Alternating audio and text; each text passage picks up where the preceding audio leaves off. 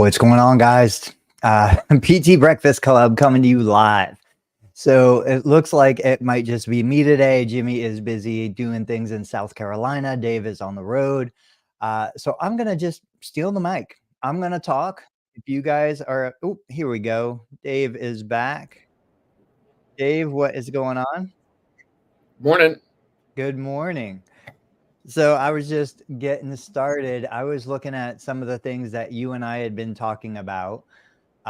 Jimmy is on the road. He's still down in South Carolina. And so what I was going to do was talk about, basically, I shared a post yesterday, talking about how we could find exit strategies for small private practice owners, small business owners, whether they're individual owner operators or small 2-3 location businesses.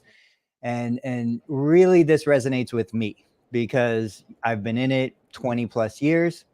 I'm looking at what are the potential exit opportunities I have. You and I have talked about this before, but I think it's always worth bringing new ideas back up. And I'm like, look, reimbursements going down. Every day is a bigger struggle. I don't have, and this is true, I don't have the same kind of passion that I had in the beginning. I think about this all the time. I remember talking to physicians 20 years ago, and I was like, I couldn't believe the physician, the primary care doc, the orthopedic wasn't like desperately trying to change their patient's perspective, desperately trying to motivate their patient to change their lifestyle, change their diet, change their sleep. Now I'm like, you know what? If you don't want to change, that's fine. I'm okay with that. I'm not going to try to change you. I'm just a different therapist. I'm still passionate, just in different ways. So that being said, you're the man. You're the man with a plan for exiting.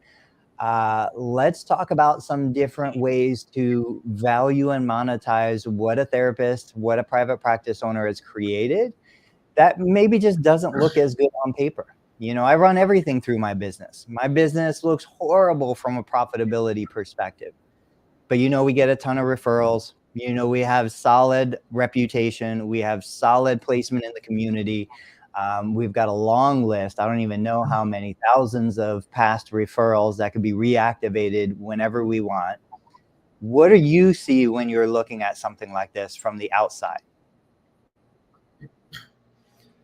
So yeah, when we look at financials, and by the way, as I'm just coming on here, let me know how the Wi-Fi is, because I know I've been having some Wi-Fi issues. Are we pretty good with the connection? You're good. Yeah. Okay.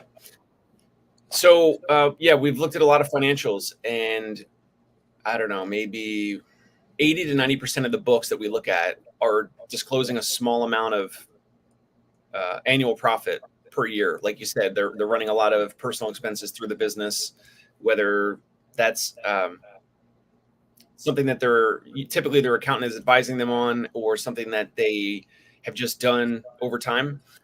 So that makes our work a little bit more challenging, because then we have to look at the add backs and see like what are the legitimate expenses, and then what are the expenses that are something that is going to be added back to profit, and something that will make their profit look larger.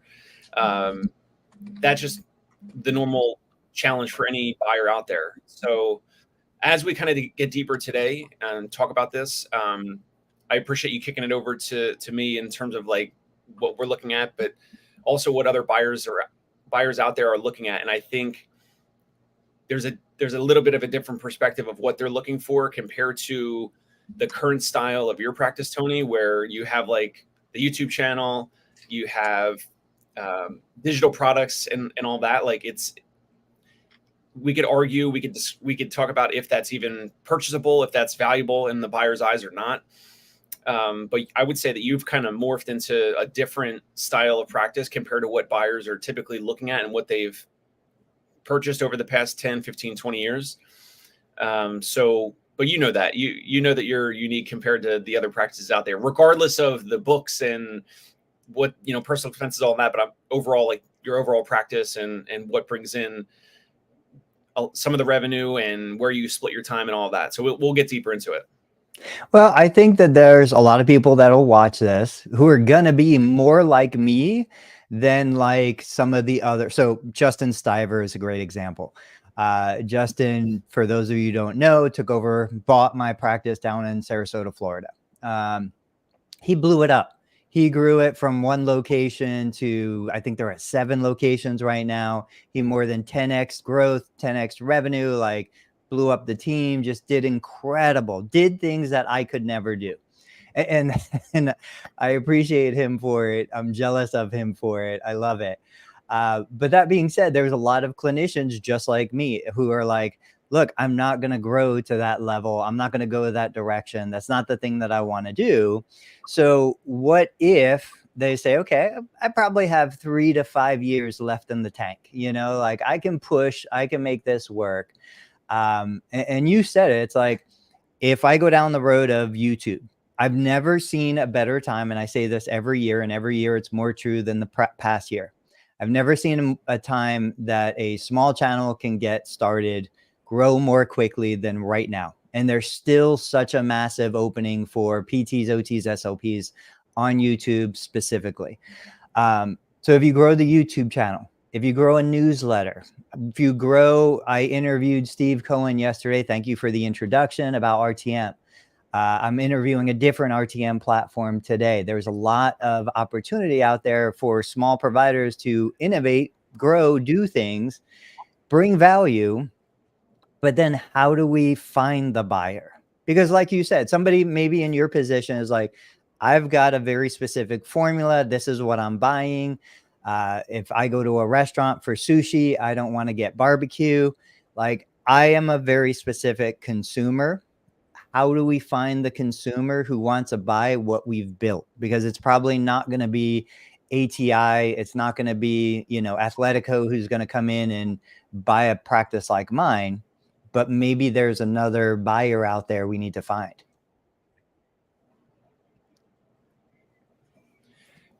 So yeah, sorry, the Wi-Fi was cutting out a little bit.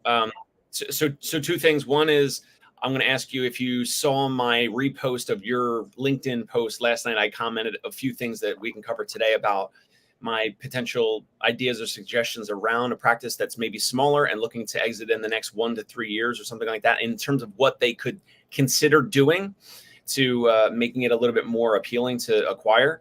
So we'll get to that in a second. In terms of your practice, for example, with the YouTube channel, it is valuable, but I would be afraid if I was going to purchase. And also, you might just want to keep your YouTube Total Therapy Solutions YouTube. You might want to just keep that. I don't know, and continue to use the same name, and maybe we would agree to that or whatever. But I think as a buyer, I would be afraid of having that YouTube channel as a digital asset, even though it's valuable, and you could probably show me it drives X amount of people to your website, and then I don't know, X amount of people call and convert. And like you said, you've had people drive in from like other states and other places, or do, paid phone calls or whatever. But as a buyer, that makes me a little nervous, because all of that is wrapped around Tony Maritato. And if I'm going to acquire Tony Maritato's practice in the next 1 to 3 years, and then you want to go on a road trip for a year or 2 or something with your family, or, travel or do whatever, as you're kind of transitioning out of the practice, then I might not be able to capture a lot of that value of treating patients, of growing the practice, because there might have been a lot wrapped around you. So that would be one thing. Yes, it's valuable. Facebook group that you have and the YouTube channel, valuable. I think those things are potentially, it makes sense to kind of lump it all together. And I do agree with you. The buyer would have to be someone maybe even like us, or some other a therapist like Justin Siver. Maybe it's one of your PTAs, who knows? Because I agree that Athletico or ATI or whoever takes a look at Total Therapy Solutions, and I don't think that they would give you much value of an overall offer or deal when you include the Facebook group and the YouTube channel. So anyway, it's just a unique practice. But let me kick it back to you. So I reposted your LinkedIn post last night. I made some comments. Did you see any of that? And that's basically what I was. Okay. So you posted on LinkedIn yesterday, if someone has a small physical therapy practice and they're looking to exit in the next 1 to 3 years, what are some things that they could do or consider doing to make it a little bit more appealing or sellable? And it has, first of all, it has to be more of what you're doing, or something different than what you're doing. If it's small and you want to make it appealing. The reason why I say this, now this is just my personal opinion. We have practice owners that reach out to us and they're doing, see if you can find it and pull it up. We have practice reaches out to us and maybe they're, I don't know. First of all, if they're a solo practice, there is nothing to buy because that's your job. And then if you transition out of the practice, what am I buying? I'm buying your past patients that all love you only. Yeah. They only know you and trust you and like you only. So it just, a solo practice is not, in my opinion, not really purchasable, because unless a younger therapist or a PTA or whoever is going to acquire it and then, build it from there. Let's see. It got some comments. That was maybe yours. Getting out of treatment is a must, no matter how much it's loved. A practice cannot be solely dependent on one provider if it's to be exited. Yes. Andrew. I don't know who that is. Andrew. All right, cool. Yeah. So yeah, you posted that. And then, so I wrote here, small PT practice owners who are looking to exit in the next 1 to 3 years may want to consider. I don't want to say that, I'm not saying here's the 10 commandments. I have the proven roadmap. I'm not, maybe I'm somewhat right, somewhat wrong. I'm just saying, here's what you might want to consider, because Tony might push back and poke some holes in this. But I said, hire more therapists, document your SOPs, so your standard operating procedures. So documenting things that your front desk does, have it in a Google Drive. Sturdy McKee has helped me create a playbook on our Google Drive. So things that are written out, for example, really quick, anytime that we post like a hiring, like we're hiring or recruiting post on LinkedIn or Facebook or whatever, all of that is already written out. So you just copy and paste it and you post it on Facebook or LinkedIn as an organic post, or you could have that, you have it typed out for whatever you post on Indeed or any of your paid ads. And if it's an organic post in the Google Drive, it's like the picture, the images that you're going to use for the post. Like everything is just copy, paste, copy, paste. So documenting all of that. So it could be how you onboard a new patient, how, your front desk or your billing person goes through the whole process of claims or coding or billing, submission and claim follow-up and all that type of stuff. So anyway, first thing I said was hire more therapists. Second thing I said was documenting your SOPs, all of your steps and tasks. Third thing, getting out of treatment, which I know that might resonate with some practice owners and others it will not resonate with them. And then ultimately growing your asset and increasing margins. Those are things that you don't have to do any of those if you don't want to, but if you want to exit in the next 1 to 3 years and make the most amount of money on that exit, that is roughly some of the big highlights. And maybe there's some things that I missed and we can talk about, but those are, in general, those are like the big levers that would allow a practice owner to maximize the value and their purchase price of their exit in the next 1 to 3 years. Yeah, I totally agree. Now, what I would do is I would look at that and I would say, okay, hiring more therapists. You and I have discussed it. I danced with that idea for a minute. Like, forget it. That's out. All right, let's take that off the list for me. Developing SOPs, like this was huge back 15 years ago. We had started the practice 23 years ago. We were doing everything. It was miserable. We learned how to turn it into a real business, not a job. Developed procedures, developed policies. Like everything was documented, from turning the light on, emptying the trash, to, admitting a new patient and completing a PT evaluation. Everything had a step-by-step process. Everything had a checklist. Getting out of treatment, pretty much done. Growing the asset, increasing margins. The one thing that, from my perspective of that I'm looking at with this list, is maybe I just don't want to sell a physical therapy practice, which, is totally reasonable. Maybe I make the pivot while I'm still here to an element within the physical therapy practice. So we had spun off billing companies that, we brought our billing in-house. We operationalized the billing. We did such a good job with it. We're like, hey, let's spin this off into a separate company. I could see therapists who are really great at marketing. We talked about the YouTube channel, the social media, spin it off into a separate company. So it's like, I think what's most reasonable for people in my position is you say, what am I still really good at? Where's the magic in all of this? For me, maybe it's the YouTube channel. I want to talk about an interaction I had with a patient yesterday around my YouTube channel. But I'm like, well, why don't I just focus on that element of the business, and then just let the rest of it kind of wither away. Let the patient care disappear. Let the insurance and third-party reimbursement disappear. Just let that all die on the vine, and focus on this aspect where maybe I've got a little more energy. I'm a little more interested, a little more of my focus, and just forget the idea of I can still exit. This is still an exit. It's just not an exit in the traditional sense of selling a physical therapy practice. What do you think? Again, sorry, just had a Wi-Fi issue. Yeah, no problem.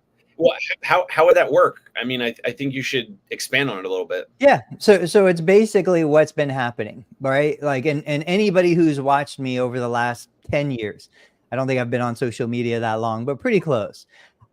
You probably would have seen the evolution of, okay, I'm passionate about this. I'm talking about this, and it's gradually changing over as you see my social media grow, as you see the YouTube channel grow and other things. You see me get more excited about certain aspects. I'm more excited about growing my LinkedIn audience, which is doing better than it's done. I'm more excited about a newsletter, which we're going to talk about more in the future.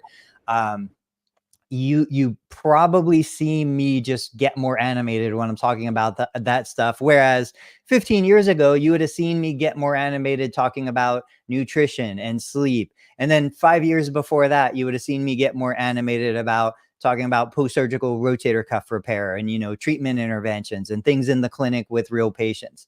So if I'm going to feed the fire where it's burning, I'm going to go to, okay, I've got the most energy, the most excitement on this aspect. I don't think I'm chasing a shiny object. And I want to be very clear on that because I have that tendency, no doubt. So we have to be a little bit aware of ourselves, but I am putting more of my time, more of my effort into those things, social media, video, communication, because I think there's probably a bigger return on that. There's probably a better future for me in that space. And like anything, I stepped out of patient care to grow the business. Then if I wanted to still be in patient care, I step back in.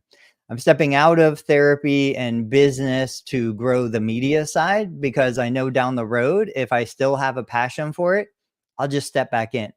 But I would rather it be my choice. I don't want to treat out of necessity. I want to treat out of the desire to treat, the interest in being a therapist. So as Dave kind of gets the Wi-Fi figured out, I'm going to take a little bit of a left turn here. I want to talk about an interaction I had with a patient yesterday. You good? Okay. I'm going to talk about this interaction with a patient yesterday, and this comes straight from YouTube. So I was evaluating a new patient yesterday. This was a patient I had evaluated previously. This patient had a knee replacement, then discharged from that very successful plan of care, had a second knee replacement, obviously the other side, came back for an evaluation. And this was a situation where the patient knew about my YouTube channel, had seen my YouTube channel, and came to me because of that channel. Then yesterday during the eval, had a neighbor who had been struggling, going to a great therapist. I'm never going to say anything bad about the therapist. The therapist was great, but it was another therapist working for the hospital locally. And the patient was like, hey, look at Tony's YouTube channel, see what he has to say. And the patient told me, relayed to me, The friend went to the YouTube channel, watched a bunch of videos, just totally loved it, started doing the things that she had suggested and felt more confident, more in control, felt better about the recovery. Now, was it just timing? Like, did the patient find the channel at the right time that they were going to get better anyway? Could be. Did the patient want somebody to kind of verify some of their own, ideas? Probably.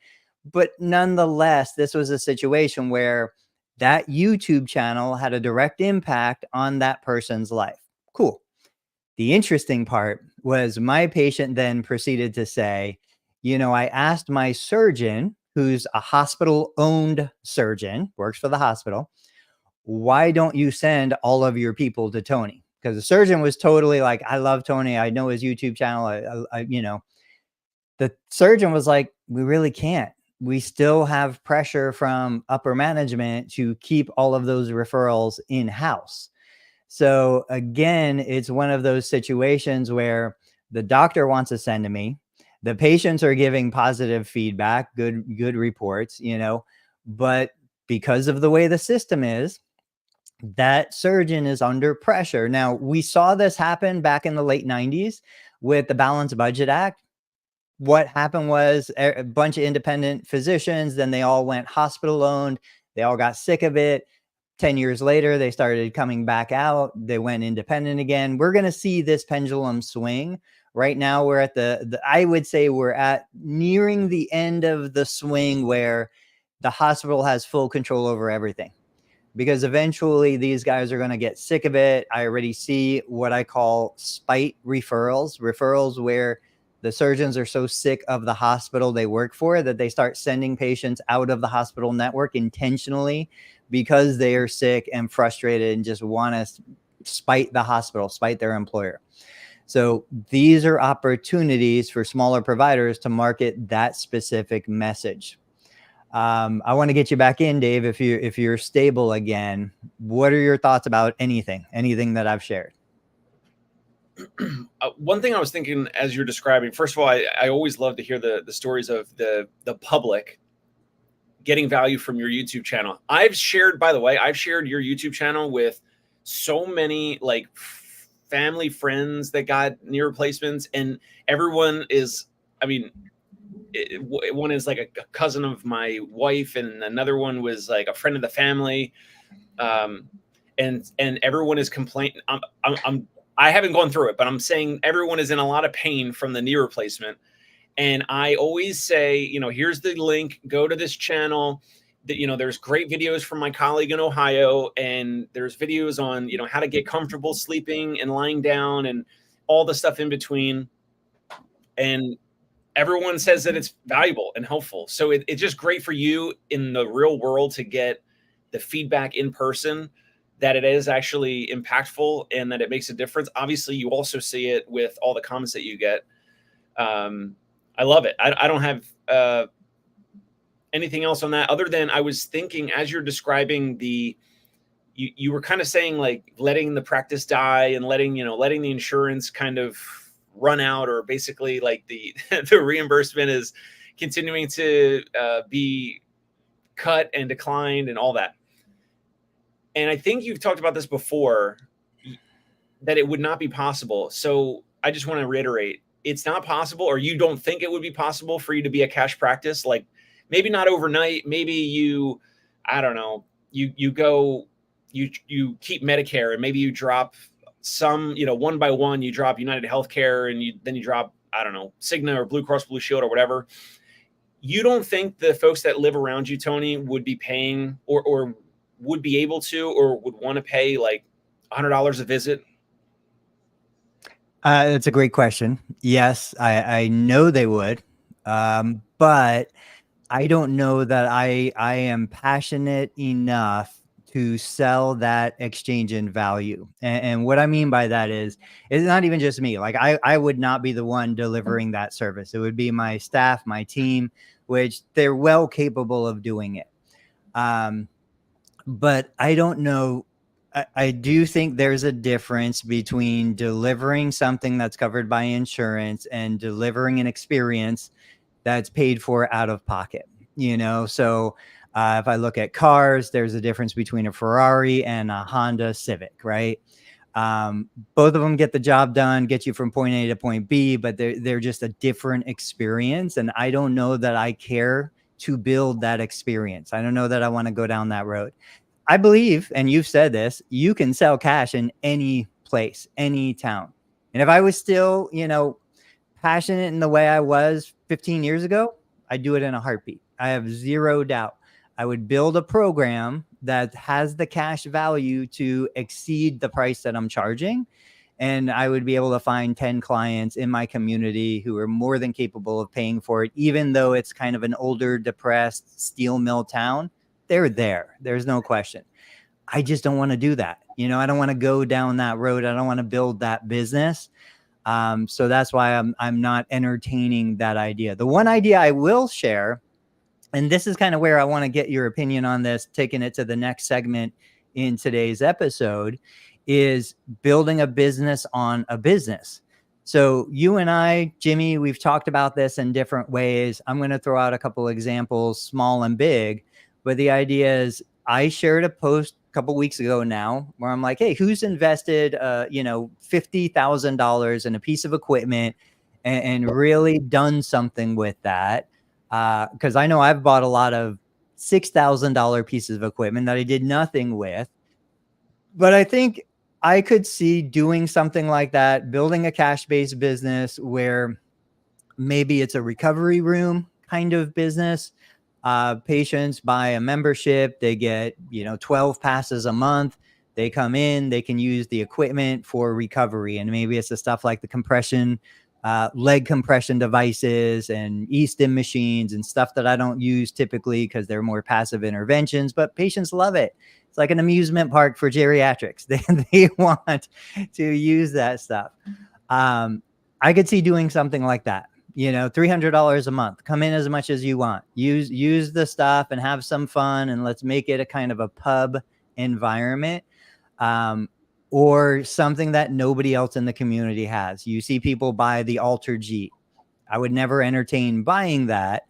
But if somebody did, could they build a business around it? The reason why I don't like something like that is it takes too much effort to get the person in, get them set up. Like, who's the ideal client for it? Does that client have the money, the disposable income?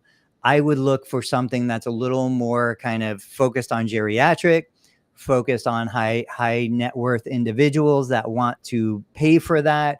That's what got me out of athletics. Like, athletics is cool. Kids, high school, college, even young professional, amazing. There's no money there. Everybody wants to do it for free. Everybody wants the brand recognition. Nobody is going to pay for any of that. You go to the little geriatric who's, got a life savings behind them. They're going to pay for things that make them feel better. What do you think about something like that? Again, because we're mobile and we don't have the brick and mortar. So it's something that I am only living vicariously through you and your posts about this so far. But yeah, I know you posted some ideas around like the financing options and, different business models. I think you would have to describe a little bit more for the audience now, a little bit more of what you mean by a business within a business or a business on a business. Yeah. But overall, you're right. Like, and you did post something maybe a week or two ago. You said something like people love gadgets, or I forget if you said older people love gadgets or just all people. I laughed so hard at that. Like, I forget what even the post was about, but it's true. And so, yes, the middle age or the older population absolutely will pay more out of pocket for even passive interventions or gadgets or things like that. Let's hope that the treatment is actually something that can be effective, like, I don't know, laser, or what I use, the stim pod, or even the pneumatic compression boots, which I have a pair of, by the way. One of like the lesser known names. And it is passive, but I tell you what, I did it last night for 15 or so minutes, and it does relax me. I don't know if it puts me in a whole state where I can just relax and I can't do anything else. So maybe it's a secondary relaxation or something, but I feel better from it. I don't know. Maybe it's placebo. Maybe it's not. I don't know. Well, that's the thing. There's nothing wrong with selling that experience. I go to the movies. I know that it's fake. I know that it's not real, but I still enjoy the experience of the theater, right? I've got the perfect scenario for you. Jimmy and I talked about this a little bit when you were out, you were busy. I want to bring it back around because I want to get your perspective, and we're going to stick on the mobile side of this. Do you remember the TV show Friends? Of course, yeah. Okay, you remember Phoebe was a massage therapist. She came up with the most amazing concept that nobody talked about, the relaxy taxi. Do you remember that episode? I don't remember that episode. Go ahead. Google it, look it up on YouTube, the relaxy taxi. Anyway, so talking about mobile, Jimmy and I were talking about this last week. They're a therapist, very successful in what they're doing, who get a Sprinter van, right? They outfit it with whatever they want, and then they go mobile. Now, New York, Brooklyn, Queens, like all those areas, I know they're congested. Maybe this isn't the best option for that.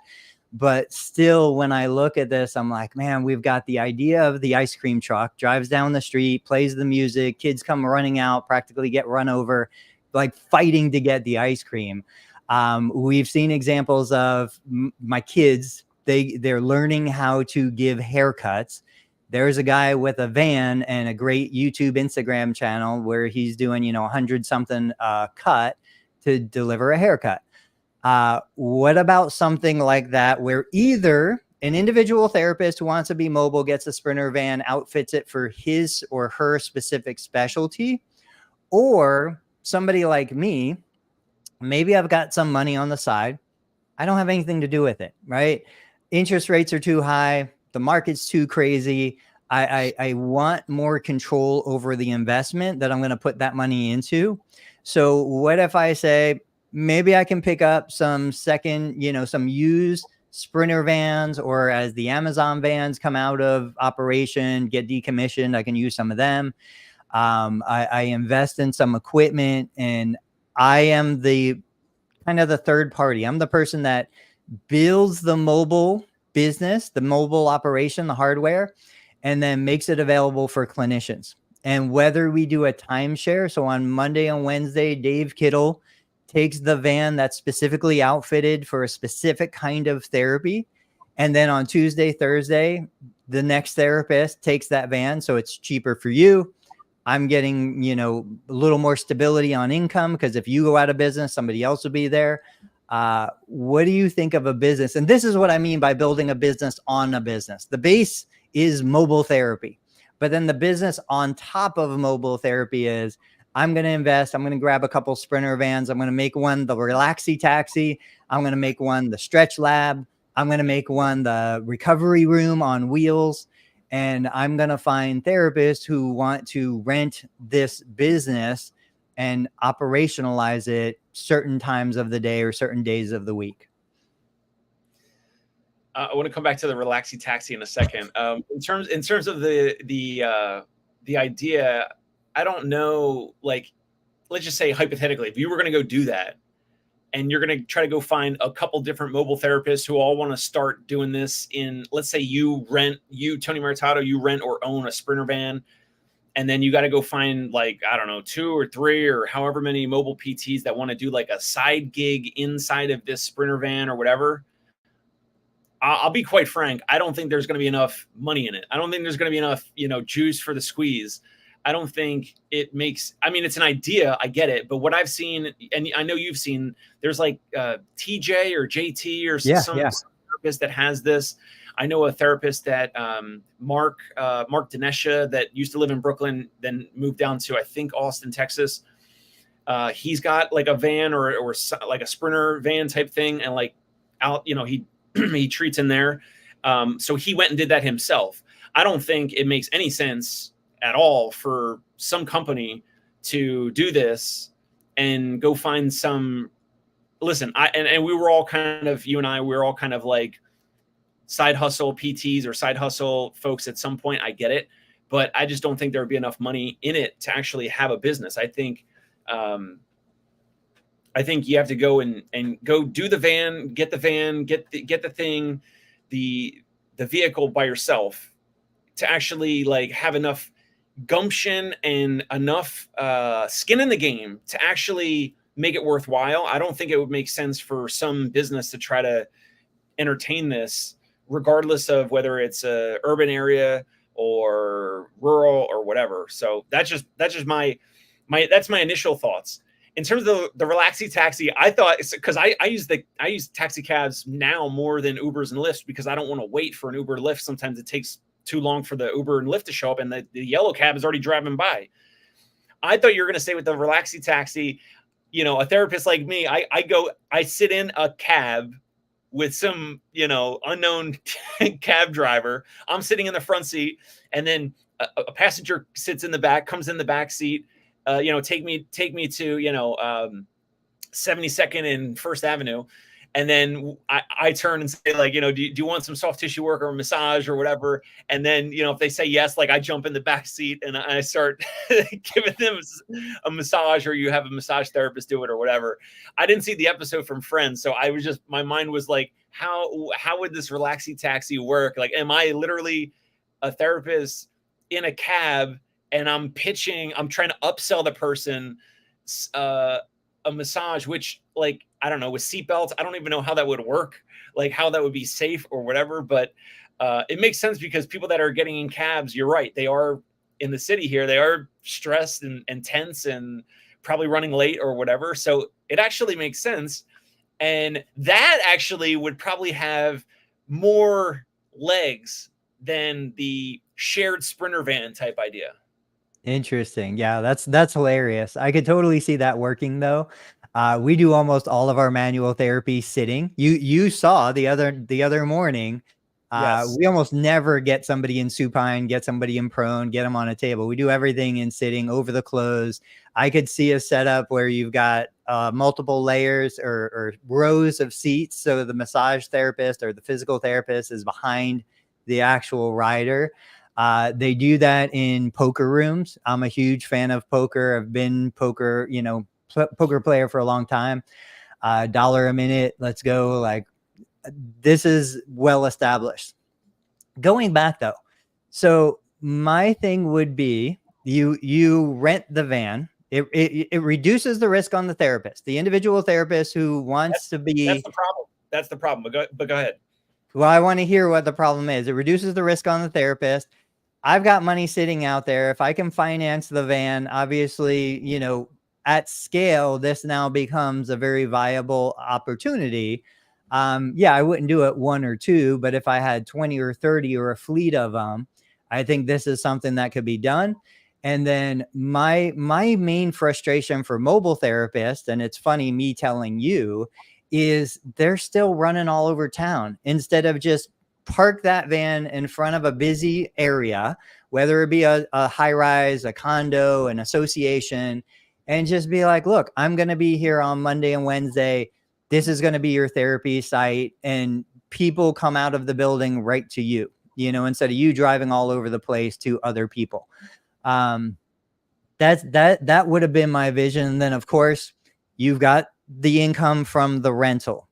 It reduces the risk for the therapist. But then if I'm not doing something with the clients or helping with selling products, selling lotion, selling other things, you know, if I'm the owner of the vehicle, maybe I'm helping with marketing and there's a shared, you know, revenue opportunity there. I still think it could work. So what do you disagree with? Oh, I'm just saying, I just don't think it allows the therapist to kind of I get it, because like the therapist probably has student loan debt. They want to, you know, they want to keep their full-time job temporarily. They want to kind of dip their toe into this. I know that's how a lot of people got started. And yes, you have to kind of dip your toe in and kind of ramp something up before you take the leap. I get it. I've been there.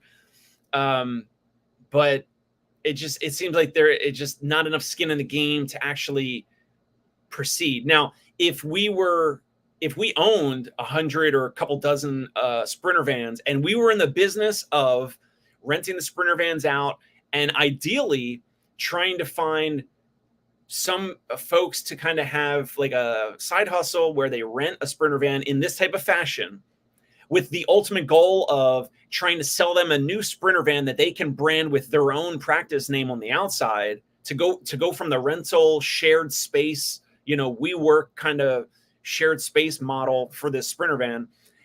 If we were in the business of actually selling the Sprinter vans or leasing out the Sprinter vans for them to put a wrap on the van with their own branding, their logo, their website, their phone number, whatever, then it's a genius idea. Yeah, we work on wheels. That's kind of, I just wrote that down because I like that. And I did think of that, almost like a rent to own kind of model where you're like, hey, I'm also going to gain value by the potential of resell this van, finished van, to one of the mobile therapists who have been using it. Let's talk about one other kind of business built on another business here. So I'm going to be sharing, and anybody watching, if you haven't watched Dave Kittle's episode with Steve Cohen, we'll link it. I'll put it in the description. Steve seems like a great guy, had a really fun talk, both recorded, and then we talked for another 15 minutes off record. But like, that's one of those situations where I always see opportunities, right? So Steve and I on record talked about, and you talked about this with them too. So you had mentioned one person in a practice who does all the RTM for the practice. I think he called it an HQ therapist or something like that. When I'm looking at mobile therapists who have the time, who are building their practice, I'm like, why aren't there mobile therapists who say, I'm going to be the RTM expert for this area? And I'm going to bring RTM into brick and mortar clinics that don't already do it. They'll hire me, they'll credential me, they'll bring me on board. I'm part of the team, but my whole objective is I'm just doing the RTM for them. And there's a revenue split or a flat rate, however they wanted to do it. But the idea is, it's a contract company, we'll call it, that does all of the groundwork. And then to your point about the Sprinter van, because this is what I wanted to do with billing, this therapist brings RTM in, builds out all the infrastructure. And if it's successful, they're obviously making the money along the way. But then if it's successful, that practice buys the system, the operationalized system that therapist built. And then that therapist is done with that practice. Now that practice has a finished system in-house. I had wanted to use this as a model for billing. When I think of billing companies, and, I said, taking a percentage of revenue is never going to last forever. When we were paying 7%, we passed $1 million in revenue. We didn't want to pay $70,000 to a biller anymore. So we brought it in-house. But it had that biller built the business in a way that they could sell me the billing company, the billing systems for my practice, I would have just bought it. I would have bought it, and then that biller could leave. Instead, I just fired the biller, and they got no value beyond what they were doing, on an hourly basis or whatever. So the RTM, what do you think of something like that? In regards to, if somebody had the time and the interest, they would be the RTM expert. They'd build a system, bring it into private practices, maybe sell the operational systems behind it. Well, first of all, I have to say, months ago when I talked about RTM and when I interviewed Steven, I forget if you wrote this publicly or you said it privately or something, but you said RTM, and correct me if I'm wrong, you said RTM sounds like a complete waste of time. We would never do that at Total Therapy Solutions. And you were completely against it. Then all of a sudden, you're having an interview with Stephen Cohen, and I think you signed up with them, and you're posting all over about RTM. And I'm like, what is going on with Tony? He comes back from vacation. He's like a new guy. This is what it is, right? Like, if I didn't change, if I wasn't capable of making 180 degree turns, I would still be stuck where I was 23 years ago.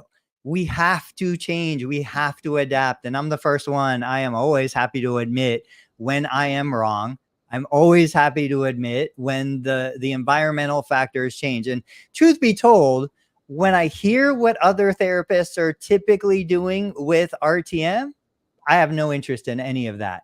But as soon as I heard that we were capable of doing it through a text messaging platform, when I heard the way that they were doing it at Sarah Health, I was like, okay, this is a different approach. This is new information that I had never had access to before. This is changing things. Well, hold on. So, because I thought you watched that episode because my thumbnail for that episode says Medicare pays auto texting patients. And that was, I don't know, 6 something months ago. I mean, no, more than 3 months ago. I mean, it was a while ago. So I thought you knew that, like, I thought you, even from the thumbnail, I thought it conveyed like not even synchronous texting, not even manually texting a patient, but it's auto texting, and it turns, like, you can describe more of it, like turning your cell phone into a medical device, and the patient has to reply, I think once every 16 days or something, like over a 20 or 30-day period. Or there's some technicalities that Stephen reviews in the episode, in the interview with him, that I interviewed him on my show. But I thought you knew all that. I thought you understood it. Even that, you were like, that doesn't make sense, and there's not enough money there, and we would rather just have those patients come into the office. Like that's what I thought. I thought you fully understood it, but I guess maybe you didn't do a deep dive. And I think that's what it is. My wife calls me a skimmer. She will text me, and if her text is more than a couple words, it's over my head, right? I'm sure, not to get political, but I'm sure everybody's seen like the little videos where you've got Joe Biden, who's got that look on his face of confusion. That's kind of me once we hit a certain saturation point in the communication.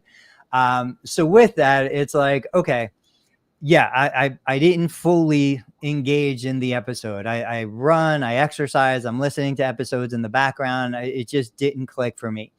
2, I still kind of agree, for a practice my size, pretty small, very low volume, to add a couple dollars every visit or every episode, maybe it's not worth it for me. But that's where I start to get excited about saying, where can I take this? Where can I scale this? What is the next level of this? Because one, what's different now than probably back when you published it, I've got a PTA who's going on maternity leave, who wants to stay active, wants to stay involved, but doesn't want to come into the clinic. This is a great opportunity for something like that. And you guys discussed it, but at that time, I didn't have that information. And so it wasn't resonating with me. 2, when I look at scalability, once again, I'm like, man, this is not just for one practice. It could be, but this could also be something that's scalable. When I look at opportunities that are scalable like that, I'm like, okay, even if I wasn't the one, or my team isn't the one that scales this, could I test it, play with it, figure it out, and then help other therapists scale this? And so these are the things that get me excited. I had also shared a post recently where I talked about picking up a penny. There are people who are going to walk down the street today, see a penny on the floor, and just walk by, because the squat and the good morning to pick up the penny is not worth the value of the penny. And then they have a penny and they have nothing to do with it because they're never going to spend it. But then you've got people that are going to look at that same penny and like me, I'm going to think, oh, that's going to be fun when a kid finds that penny and picks it up. And if it's tails up, I'm going to bend over, flip it over to heads up, and keep walking so that a kid has some good luck. Like, I've done this hundreds of times. And then there's the person who, on principle, it is a penny, it has value, they are going to pick it up, they're going to put it in a bank somewhere, and it's just, they can't walk past it and waste the value of that. This is kind of like that. It's like, well, is it worth the effort to pick it up? No, but what if I use it in more valuable ways? What are you thinking? We're getting close to wrapping. Any other things you wanted to cover, or any parting shots you're interested in sharing? Let's see. With the exits, I really think it's the traditional just business growth ideas. I think it's challenging to do some of the other things. A lot of these things come easier to you, like a Facebook group. Now, I'm not saying it was easy to build, but the next YouTube video that you make is very, very easy at this point. The next, Facebook post you post in your total knee replacement Facebook group, very easy for you to post right now. But I think a lot of those things are unique and different compared to a lot of practice owners out there. And they're just in the traditional insurance-based clinic business. And if they don't do some of those things, and by the way, the suggestion that I wrote on that LinkedIn post, I also omitted or didn't write about adding cash pay services, which is one of the reasons why I asked you earlier if, how that would be if you guys did that. But those are some of the things, as my parting shot, those are some of the things that I think are just tried and true. If you're looking to get out of your practice, if you're looking to sell your practice, maybe you want to sell majority or you want to sell 100%. Maybe you're going to sell it to one of your therapists or PTAs or a new grad or someone that's in the area. But at the end of the day, a lot of the buyers, Athletico, ATI, whatever, even us, we're going to look at the business books. And if some or all of the assets are wrapped around you, the practice owner, you're going to get dinged. It's going to show on the purchase price, the offers that you're going to get.